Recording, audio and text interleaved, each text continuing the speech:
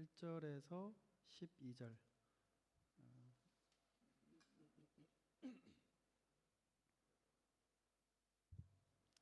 제가 봉독해 드리겠습니다. 그때 대제사장 엘리야십이 그의 형제 제사장들과 함께 일어나 양문을 건축하여 성별하고 문짝을 달고 또 성벽을 건축하여 한메아 망대에서부터 하나넬 망대까지 성별하였고, 그 다음은 여리고 사람들이 건축하였고, 그 다음은 이므리의 아들 십굴이 건축하였으며, 어문은 하스나의 자손들이 건축하여 그 들보를 넘고 문짝을 달고 자물쇠와 빗장을 갖추었고, 그 다음은 학고스의 아들 우리아의 아들 무레못이 중수하였고, 그 다음은 무세사벨의 손자 베레게의 아들 무술람이 중수하였고, 그 다음은 바하나의 아들 사독이 중수하였고, 그 다음은 드고아의 사람들이 중수하였으나 귀족들은 그들의 주인들의 공사를 분담하지 아니하였으며, 옛 문은 바세의 아들 요야다와 부소드야의 아들 무술람이 중수하여 그 들보를 얹고 문짝을 달고 자물쇠와 빗장을 갖추었고, 그 다음은 기브온 사람 물라데아와 메로노 사람 아돈이 강 서쪽 총독의 관할에 속한 기브온 사람들 및 미스바 사람들과 더불어 중수하였고, 그 다음은 금장색 하레아의 아들 우시엘 등이 중수하였고, 그 다음은 향품 장사 하나냐 등이 중수하되 그들이 예루살렘의 넓은 성벽까지 하였고, 그 다음은 예루살렘 지방의 절반을 다스리는 후르의 아들 르바야가 중수하였고, 그 다음은 하루마베 아들 여다야가 자기 집과 마주대한 곳을 중수하였고, 그 다음은 삽느야의 아들 핫두스가 중수하였고, 하림의 아들 말기야와 바핫 모압의 아들 핫수비 한 부분과 화덕 망대를 중수하였고, 그 다음은 예루살렘 지방 절반을 다스리는 할로에스의 아들 살룸과 그의 딸들이 중수하였고. 아멘.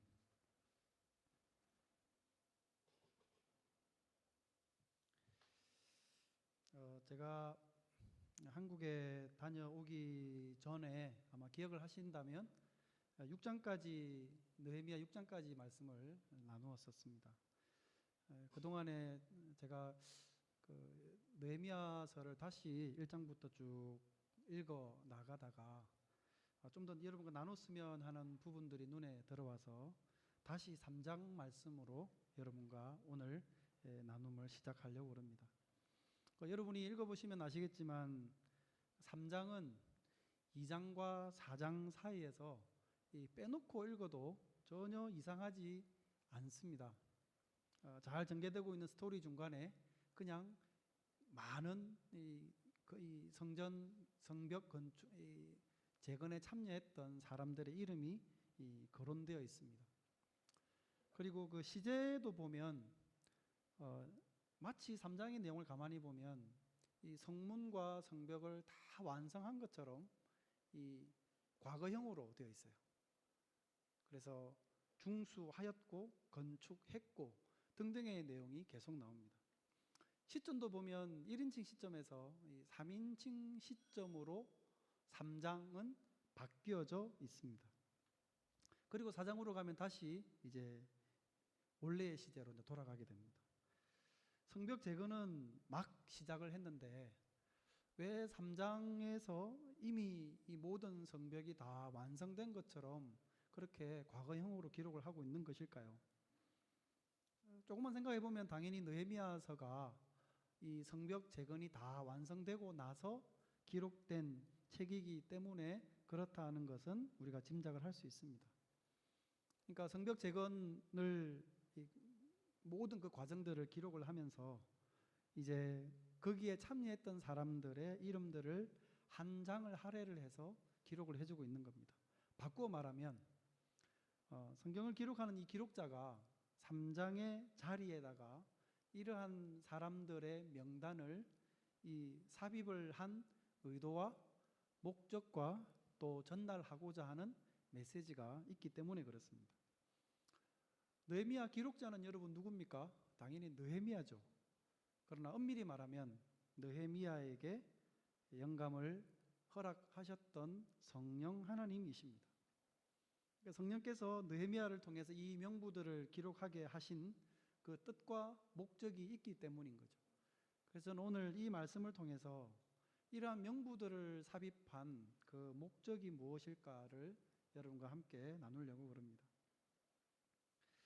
이제 그 내용들을 좀 살펴보겠는데요. 3장을 싸고 있는 2장과 4장의 내용들을 보면 전체가 2장과 4장 내용 전체가 이 성벽을 쌓는 사람들을 비난하고 또 공격을 하는 사람들에 대한 내용이 기록이 되어져 있습니다. 2장 마지막 절에 보면 이 마지막 구절에서 느헤미야가 이 성벽 재건을 비웃는 이 사람들, 대표적으로 산발랏, 도비야, 겟셈 이런 사람들을 향해서 이런 말을 합니다. 2장 20절에 보면 하늘의 하나님이 우리를 형통하게 하시리니 그의 종들인 우리가 일어나 건축하려니와 오직 너희에게는 예루살렘에서 아무 기업도 없고 권리도 없고 기억되는 바도 없다 하였느니라. 여러분, 이게 무슨 말일까요? 이 지금 방해꾼들에게 당신네들 예루살렘에서 이제는 아무런 기업도 없고 권리도 없고 당신네들 이름이 기억되지도 않을 거야 라고 지금 이야기를 하는 이 뜻이 무엇이겠습니까? 당신네들은 지금 우리가 성벽 쌓는 일에 방해만 하고 비난만 하고 조소하고 참여하지 않으니 나중에 이 성벽이 완성이 되고 나면 이 예루살렘으로부터 얻게 되는 영광과 또 혹시나 거기서부터 얻게 되는 분깃 또는 당신네들 이름은 거기서 사람들에게 전혀 기억되지 않을 거야. 뭐 이런 뜻일까요? 지금 방해꾼들은 원래부터가 유다 사람들이 아니었습니다. 다시 말하면 예루살렘에서 거주하겠다는 의지를 갖고 있는 사람들도 아니고 그게 완성이 되고 나면 거기서 뭔가를 얻고자 하는 생각을 갖고 있는 사람들도 아니었다는 이야기입니다. 원래부터가 원하는 게 없는 사람들한테 그거 너네들한테 안 줄 거야. 그러면 뭐 그 말을 듣는 사람이 아쉬울 게 없죠. 전혀 충격적이지도 않습니다. 지금 오늘 본문 말씀에서 느헤미야가 당신네들에게 예루살렘의 분깃을 주지 않을 것이다. 당신네들은 그것을 얻지 못할 것이다 라고 이야기를 한 것은 그 성읍을 통해서 얻게 되어질 그 혜택을 말하는 것이 아니고 예루살렘이 상징하고 있는 하나님의 영적 유산을 의미하는 것입니다. 회복한 성읍에는 무엇이 따르게 됩니까? 백성들의 영성이 회복이 되어지면 하나님의 임재하심이 거기에 있게 될 것입니다. 백성들은 그분의 다스림 가운데 살아가게 되는 영광을 누리게 될 것입니다. 성읍을 재건하는 이 일을 방해하고 비웃는 당신네들은 그러한 것이 완성되고 날 때 백성들이 얻게 되어지는 하나님의 은혜를 함께 누릴 그 어떠한 분깃도 당신네들에게는 없을 것이라는 이야기를 한 것입니다. 지금 느헤미야와 백성들이 하는 이 성벽 재건의 의미는 그러므로 단지 저들의 삶의 중심이었던 이 예루살렘의 성이 무너졌기 때문에 그것을 보수하고 다시 공사하고 수리하는 데 있는 것이 아니고 전 민족적인 영적 회복을 염원하는 이 회개의 행위와도 같은 것입니다. 이 공사를 진행하는 그 내부의 세부 조항들을 가만히 보면 그것을 더더욱 분명하게 우리가 알 수 있습니다. 1절 말씀을 보시면 이 성벽 공사의 시작이 양문으로부터 시작됩니다. 양문은 이 하나님께 제사를 드릴 때 양을 가지고 들어가야 되는데 제물인 양을 가지고 들어가는 문입니다. 양문으로부터 시작을 해서 아마 그림을 보시면 어문, 여기서 이제 잘 안 보이네요. 어문, 골짜기문 또는 샘문, 수문, 마문 해서 한 바퀴를 시계 반대 방향으로 빙 둘러서 다시 처음 했던 이 양문에 이르기까지 되는 순서로 이 공사가 진행이 됩니다. 그러니까 이 양문은 이 제사를 드릴 때 하나님께 양을 가지고 가기 위해서 쓰는 이 문인데 제사와 관련이 있다라는 게 무엇을 의미하는 걸까요? 그리고 이 문을 그 뒤에 보면 건축해서 성별했다고 이렇게 되어 있습니다. 건축했다는 말은 그냥 이 무너진 것을 다시 보수하고 수리했다라고 하는 뜻을 가진 중수했다라고 표현을 하지 않고 이 양문은 건축했답니다. 건축했다는 건 처음부터 만들었다는 것을 의미합니다. 이 성별했다는 것도 우리가 주목을 해야 됩니다. 성별이란 말 그대로 거룩하게 했다는 뜻 아니겠습니까? 거룩히 구별해서 하나님께 봉헌한다는 뜻입니다. 이 성벽을 하나 건축하고 세우는데 뭐 그렇게 성별하고 또 망대까지 다 문을 포함한 망대까지 포함해서 성별하는 이런 일들을 한단 말입니까? 게다가 이 문은 특별히 다른 사람이 건축하는 게 아니라 바로 대제사장이 건축을 하게 됩니다. 대제사장과 그의 형제 제사장들이 이것을 맡아서 하게 되었습니다. 바닥부터 차곡차곡 벽돌을 쌓아 올리고 거기다가 문을 만들어서 새롭게 달아야 되는데 이 모든 이 과정을 이 대제사장 그리고 형제 제사장들이 한다는 것은 매우 희귀한 그런 일입니다.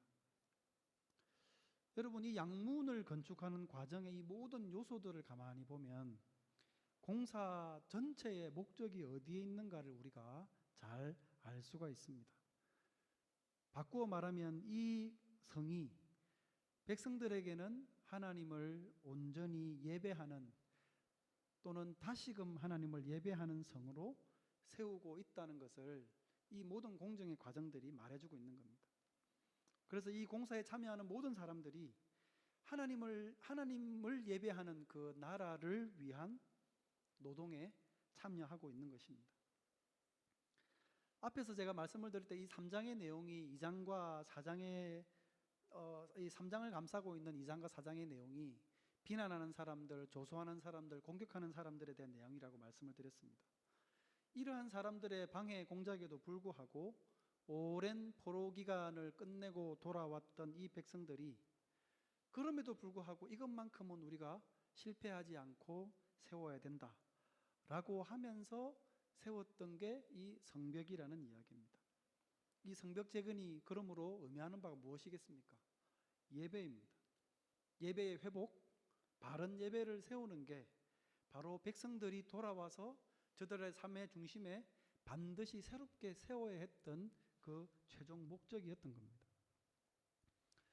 그러므로 오늘 지금 이 자리에 계시는 우리들도 우리가 드리고 있는 이 하나님께 드리는 예배가 바르게 세워져 있는가를 살펴야 되겠습니다. 내가 쌓아야 될 벽돌은 무엇인가? 새로이 달아야 되는 문은 무엇일까? 모든 지체들이 함께 공동의 목표를 삼고 추구해야 되는 이 예배가 우리 공동체 안에서는 바르게 세워지고 있는가 하는 것에 대해서 우리는 늘 살펴보아야 할 것입니다. 제가 이번에 4개월간 한국에 다녀오면서 제일 좋았던 것을 꼽으라 그러면 제 어머니하고 예배를 드렸던 겁니다. 연세가 많으셔가지고 원래부터 기가 안 좋으셨는데 이제 한쪽 고막이 이제 다 녹아내리셨어요. 그 나머지 한쪽 고막은 이렇게 구멍이 나가지고 이렇게 보청기를 끼지 않으면 아예 못 들으십니다. 보청기를 끼고 이제 주일이면 예배당에 가서 예배를 드리는데 소리가 잘 안 들리니까 마이크 소리가 웅웅 걸리면서 목사님 설교하시는 내용이 무슨 내용인지 알아들으실 수가 없는 거예요. 연세도 있는데다가 그 말씀도 못 알아먹죠. 그 얼마나 가서 예배를 드리는 시간이 고달플까 하는 생각도 잠시 해봤습니다. 그래서 이제 엄마하고 제가 같이 있으면서 제가 있는 동안에 엄마랑 예배를 같이 드려야 되겠다 생각을 하고는 같이 예배를 집에서, 아버지는 교회 가시고 주일날, 저는 이제 식탁에서 엄마랑 마주보고 앉아서 이렇게 예배를 드리게 됐습니다. 엄마는 아들과 예배를 드려서 좋았고, 저는 이제 엄마가 알아잡을 수 있도록 크게 소리를 질러서 못 알아잡으면 반복해서 설명을 드릴 수 있어서 좋았고, 그래서 같이 예배를 드리고 이제 엄마 손을 잡고 기도를 해드린 그 시간들도 참 좋았습니다. 언제 한번 이 예배를 드리고 나서 그냥 사진을 한번 찍어 놨으면 좋겠다 생각을 해서 제가 사진을 한 컷 찍었는데요. 저희 집에서 찍었던 사진입니다. 보여드리려고 찍은 건 아니고 그냥 생각이 나서 이렇게 이제 앉아서 같이 예배드린 이 시간이 참 좋았던 것 같습니다. 제가 영국으로 돌아오기 전에 마지막으로 어머니하고 이제 예배를 드리면서 무슨 말씀을 나눌까 생각을 하다가 올해 우리 교회 표어 말씀인 주제 말씀인 요한복음 4장 23, 24절 말씀으로 제 어머니하고 나눴습니다. 아버지께 참되게 예배하는 자들은 영과 진리로 예배할 때가 오나니 곧 이때라. 아버지께서는 자기에게 이렇게 예배하는 자들을 찾으시느니라. 하나님은 영이시니 예배하는 자가 영과 진리로 예배할지니라. 예배당에 가가지고 앉아 계셔도 무슨 말인지 알아듣지도 못하고 몸도 시원찮으시고 그럼에도 불구하고 하나님을 예배하는 그 마음을 늘 가지시기를 바라는 마음으로 이 말씀을 나눴고, 또 하나님께서 잘 알아듣지 못하는 이 노인의 예배를 받으시기를 바라는 마음으로 역시 이 말씀을 나누고 왔습니다.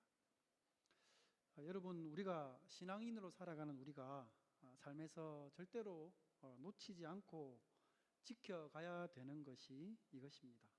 우리의 예배가 무너지지 않게 하는 것입니다. 이것이 신앙인으로 살아가는 우리들이 반드시 지켜나가야 될 정체성입니다. 이 말씀을 성벽을 다시 재건하고 있는 이 백성들의 모습을 보면서 다시금 우리에게 새길 수 있으시기를 바랍니다. 그리고 오늘 본문 말씀을 통해서 배울 수 있는 또 하나는 공동체는 모두의 동참으로 세워질 수 있다는 것입니다. 여러분, 오늘 말씀을 가만히 눈여겨보시면 반복되는 말이 있습니다. 뭔가 그러면 그 다음은 이라는 말이 계속해서 오늘 본문에 반복되어져 나타납니다. 이 표현은 마치 연결고리와도 같습니다. 누군가가 있고 그리고 그 다음이 있고 또 뒤에 또 다른 누군가가 있습니다. 이 연결고리로 이어진 각각의 자리를 보면 많은 지체들이 각자 맡은 분량에 따라서 성을 쌓고 있습니다. 양문으로부터 시작을 해서 처음에 시작을 하고 그 다음은 또 그 다음은 또 그 다음은 하면서 성이 하나로 이어지게 됩니다. 여기에 참여한 구성원에 대해서는 이전에도 한번 언급을 했었습니다. 여기에 참여한 사람들을 보면 참 다양한 지역과 가문과 신분과 은사와 직업을 가지고 있습니다. 어떤 사람은 노동자 계층도 있었고 또 어떤 사람은 예루살렘의 지역의 거의 절반을 소유하는 막대한 권력가도 여기에 참여했습니다. 당연히 제사장도 있었고 성전에서 봉사하던 사람들도 있었습니다. 어떤 데서는 이 아들이 시원찮은지 왠지 모르지만 딸들이 대거 참여해서 이 성벽 공사에 험난한 이 일에 동참하기도 했습니다. 심지어 어떤 사람들은 지도자였던 느헤미야와 사이가 좋지 않은 사람들도 있었습니다. 대표적으로 이 대제사장인 엘리야십은 이 대적인 산발락과 사돈관계입니다. 무술람이라고 하는 사람을 등장을 하는데 이 사람은 이 암몬 사람 도비아의 장인입니다. 그러니까 결혼으로 맺어져 있는 관계입니다. 혼인으로 맺어져 있는 관계. 그러니 이 느헤미야와 이 대적들과 그런 관계이다 보니 느헤미야와 관계가 매끄러울 수 없었을 겁니다. 또 5절 말씀에 보면 이 드고아에 있는 귀족들과 지도자들은 대놓고 그 역사에 참여하지 않았습니다. 그러니까 느헤미야에 대한 이 저항의 표시였던 거죠. 반대로 그 드고아의 백성들은 보면 오히려 공사구역을 2군데씩이나 맡으면서 그렇게 이 일에 적극적으로 참여했습니다.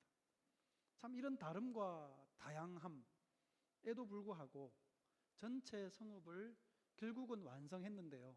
이렇게 완성할 수 있었던 것은 저들에게 목적이 같았기 때문입니다. 함께 동참함으로써 다시금 우리가 회복된 예배 공동체를 만들어간다. 그리고 우리는 그것을 세워가야 한다. 라고 하는 이 목적에 있어서는 똑같았기 때문입니다. 여러분, 목적은 어디에서 오겠습니까? 하나님의 말씀으로부터 옵니다. 여러분 잘 아시는 대로 느헤미야는 하나님이 주신 이 비전을 위해서 자기가 먼저 자기의 모든 것을 직을 걸고 또 생명, 어쩌면 생명까지도 걸고 그렇게 이 일을 하고자 했고 헌신하였습니다. 그리고 그것을 아는 모든 대부분의 백성들이 그의 비전에 함께 동참하게 되었습니다. 느헤미야는 총 이 모든 성 나누어서 다양한 사람들의 상황과 분량에 맞게 일을 정해서 그렇게 나누어 주게 됐습니다. 그래서 그 다음은 누구, 또 그 일이 끝나면 그 다음은 누구, 또 그 다음은 누구 하면서 전체 성읍이 완성이 되도록 하였습니다. 일의 분량이 모든 사람에게 똑같이 분배되지는 않았을 겁니다. 하지만 각자가 맡은 일은 너무나도 중요합니다. 모든 사람들이 느헤미야와 함께 한 마음을 품었다는 점에서 그들은 하나였습니다. 분량은 달랐지만 내용은 같았습니다. 상황은 달랐지만 방향은 같았습니다. 중요한 것은 그 사람들이 짐을 함께 졌다는 데 있습니다. 이렇게 각자가 맡아서 한 성벽을 세워가는 이 본문을 보면서 오늘 예배를 드리는 우리 공동체가 자연스럽게 인지해야 될 것이 있습니다. 그게 뭔가 그러면 이 분량으로 자랑할 일이 아니라는 말입니다. 분량이 많다고 해서 위세될 것도 없고 자랑할 것도 없습니다. 오히려 분량이 적은 사람들을 존중할 수밖에 없습니다. 왜냐하면 그들이 만약에 그 자리를 비워버리게 되면 아무리 분량이 많은 사람들이 많은 일을 한다 하더라도 전체 성벽은 완공될 수 없을 것이기 때문에 그렇습니다. 크든 작든 그 모든 성을 쌓는 한 부분을 사람들은 일을 할 뿐이고 그 중에서 하나라도 빠지면 온전한 것이 되어질 수 없기 때문에 끌고 밀며 존중하며 인정하며 그렇게 함께 세워가는 것입니다. 제가 생각을 할 때 이야기인데요. 제가 기억에 아마 한 8, 9년 정도 전에 설교 시간에 제가 이야기를 한글로 기억하는데 부디 기억하지 않기를 바라면서 다시 한 번 더. 어느 나라에 이야기입니다. 왕이 있었는데 딸이 하나 있었어요. 딸이 아파가지고 병원에 갔더니 그 의사가 이 사자의 젖을 갖고 오면 그것을 먹이면 딸이 낫게 될 것이라 그랬습니다. 그래서 왕이 전국에 방을 붙였습니다. 나의 딸을 위해서 사자의 젖을 구해오는 자들에게는 내가 큰 상을 내리겠다. 그걸 보고는 이제 이 발하고 손하고 눈하고 입이 야, 우리가 가서 저거 구해오자. 그래가지고 사자를 찾아 떠났습니다.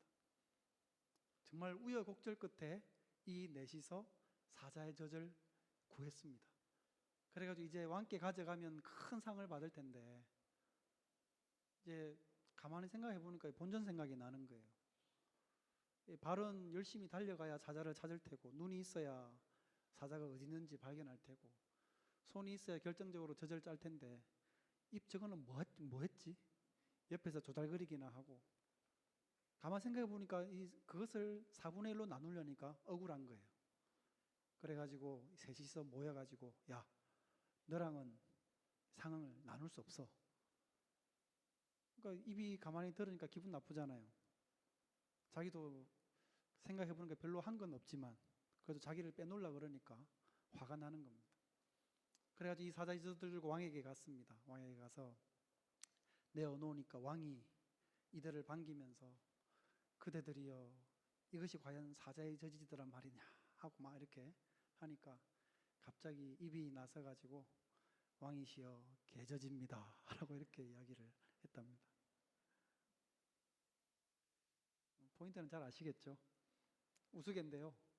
그러니까 하나가 되기에는 너무나 어려울 정도로 다르고 다양한 사람들이 모여 있습니다. 우리 교회 별로 크지 않지만 그럼에도 다양합니다. 여러분 계시면서 다른 분들 여러분 마음에 다 들던가요? 여러분도 다른 사람에게 별로 마음에 안 들 수 있는데 여러분 마음에도 별로 이렇게 마음에 들지 않는 구석들이 사람마다 다 있습니다. 그렇지만 우리가 갖고 있는 목표는 같습니다. 그죠? 그렇다면 그 목표를 가지고 함께 가야 되는 겁니다. 그렇게 섬기면서 완성시켜가는 하나님의 나라. 그게 교회가 하나님께 받은 이 회복의 방식이라는 것을 오늘 본문 말씀이 우리에게 잘 보여주고 있습니다.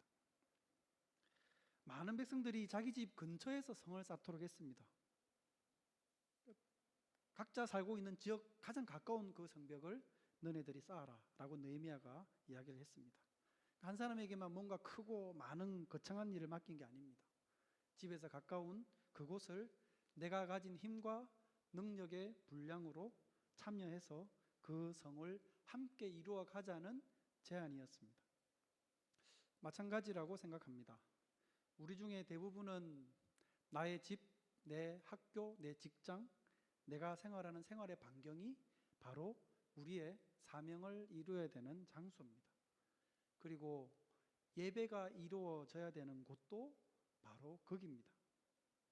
한 사람이 자기가 맡은 구역을 건축하지 않으면 예루살렘 성이 완성되지 않는 것처럼 한 그리스도인이 사명에서 소홀하게 될 때 그 일이 하나님 나라에 어떻게 악영향을 끼치게 되는가 하는 것들은 우리는 여러 사례를 통해 볼 수 있습니다. 사도라는 말이 잘 아시듯이 보냄을 받았다는 뜻입니다. 주님께서 우리 각자의 분량대로 사명을 주시고 우리를 우리 삶의 자리로 보내십니다. 우리가 살아가고 있는 이 삶의 현장으로 말입니다. 그런 의미에서 우리들은 주님이 보내신 이 사도라고 하는 자의식을 가질 필요가 있습니다. 우리는 우리의 삶에 하나님의 보내심을 받았다라고 하는 이 사명의식입니다. 우리가 예배 드릴 때마다 주님이 가르쳐 주신 기도를 되뇌이는 것처럼 나의 삶에서 주님의 뜻이 이루어지게 하고 그러므로서 하나님의 나라가 우리가 사는 이 땅에도 임재하기를 소망하며 살아가는 것입니다. 고린도전서 말씀해 보면 성령께서 각 사람에게 분량을 따라 은사를 주셨다 그랬습니다. 우리는 이 말씀을 조금 이렇게도 이해를 할 수 있습니다. 나 혼자서는 안 된다는 거죠. 내가 모든 것을 갖고 있지 않습니다. 우리가 함께 해야 온전한 것을 이룰 수 있다는 것을 주님이 각각 사람들에게 은사를 주신 그것을 통해서도 알 수 있습니다. 그리고 나는 그 중에 작은 한 부분을 감당할 뿐입니다. 우리의 다름에도 불구하고 우리 앞과 또 옆에 있는 지체들이 함께 섬김으로써 이 공동체가 나아가서 하나님의 나라가 바르게 세워진다는 것을 여러분 기억하시기를 바랍니다. 내 다음에 있는 그와 함께 섬김으로써 하나님께서 주신 공통된 사명을 이루고 하나님의 나라를 이루어 간다는 것을 마음으로 고백하실 수 있기를 바랍니다. 말씀을 맺겠습니다. 오랜 포로기를 끝내고 귀환했던 이 백성들이 예루살렘 성벽을 재건했던 이 사건은 하나님의 구속 역사 속에서도 매우 중요한 의미를 가집니다. 하나님께서 예루살렘을 회복하시겠다 말씀을 하셨고 그 말씀하신 것을 성취시키신 역사이기도 합니다. 동시에 장차 올 미래에 하나님께서 약속하신 그 새하늘과 새 땅의 회복을 우리로 하여금 바라보게 만드신 사건이기도 합니다. 그런데 여러분, 그 나라가 세워질 때 그게 세워지기 위해서 뭔가 거창한 기적 같은 일들이 갑자기 많이 일어나서 그 성벽이 세워진 게 아니라는 거죠. 작은 손길 하나하나가 참여하고 그 손길들이 각각 제 역할을 다해주는 일을 함으로써 그 성벽 그리고 그들이 세우고자 하는 영적 회복, 예배, 나아가서 하나님의 나라가 이루어지게 하신다는 사실입니다. 이 일에 동참했던 많은 사람들 목록을 아까 우리가 쭉 읽었는데요. 다 읽지는 않았지만 여러분 혹시 지금 저를 보시면서 읽었던 그 본문 내용 중에 그 사람들에 참여했던 사람의 이름이 기억나는 사람 있습니까? 아마 별로 없으실 겁니다. 참여한 사람들의 이름이 중요한 게 아니라 그들이 함께 해낸 그 일이 중요하기 때문에 그렇습니다. 그리고 독자로서 우리가 이 성경을 읽을 때에도 굳이 그 일에 참여했던 사람들의 이름을 굳이 기억하려 하지 않습니다. 이 일을 통해서 우리가 무엇을 배워야 되느냐는 거죠.